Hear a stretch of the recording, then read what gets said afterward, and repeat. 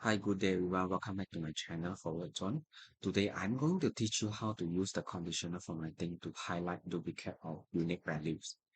So let's look at our example. We have list a sales order number, and to find the unique or duplicate value, we can go to Home tab, go to conditional formatting, go to highlight sale rules, and go to the last one, duplicate values.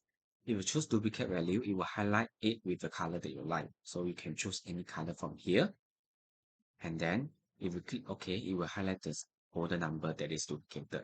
And if you wish to find the unique value, you can highlight the column A again and go to the home, conditional formatting, highlight sale rules, go to the last one, duplicate value, and this time you choose unique value.